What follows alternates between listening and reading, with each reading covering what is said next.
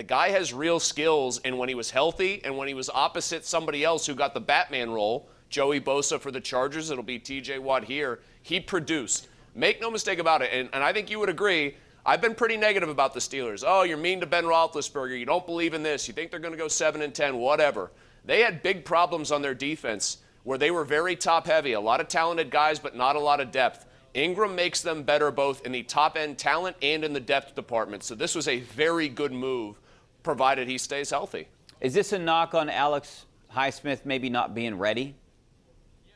I don't think so, not at all. I mean, the Steelers like to bring these guys along slowly if and when they have the chance, specifically at outside linebacker. T.J. Watt's more of an exception to the rule. I think Highsmith was solid last year, but, like, I noticed, I guess, a lot of Steelers fans putting the cart before the horse and saying, well, he started 5 games and he looked pretty good for a guy that was supposed to be a longer-term project for a third-round pick, so we're all good to go here. No way. You needed more depth at that position. There were guys out there, Ingram, Justin Houston were the 2 big ones, and I'm glad that they landed one. Like I said, this is an unequivocal good move for the Steelers, and I think it might well pay off. Could he potentially put up Bud Dupree numbers if he stays healthy?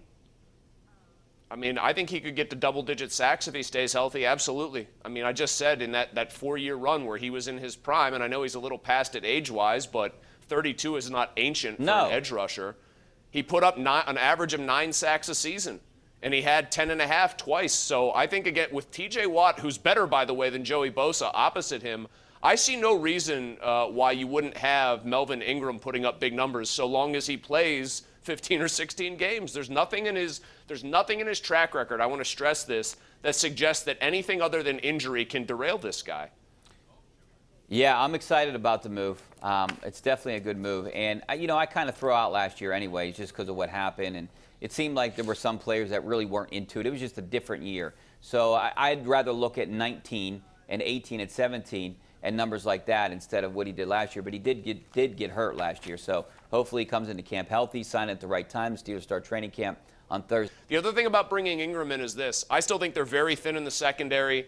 They were going to do at linebacker what they're still going to do in the secondary, it looked like, until Ingram signed, and that's trust, like, unproven younger guys maybe.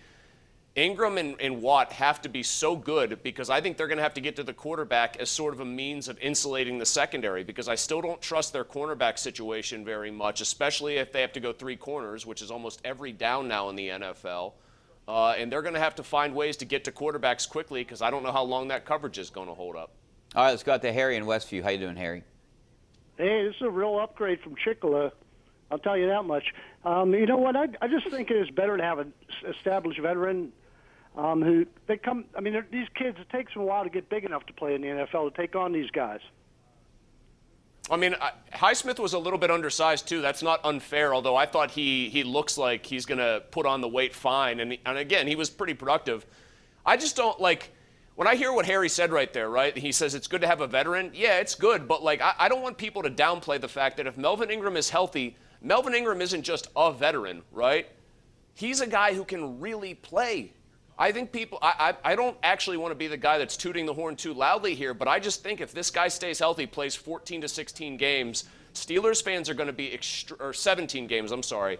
Steelers fans are going to be extremely happy with what they've got in Melvin Ingram. And by all accounts, he is a good teammate. I've talked to some people that followed him a little bit when he was with the Chargers. Good teammate, good guy in the locker room, and kind of a no-nonsense guy that's pretty hyper-competitive, which should also make him pretty popular here. You know what I like to see? He's been working out with Joe Hayden. Joe Hayden tweeted at him, and so did, Trey Turner, his new teammate, was former teammate as well. But Cam Hayward was one of the first people that said something on social media.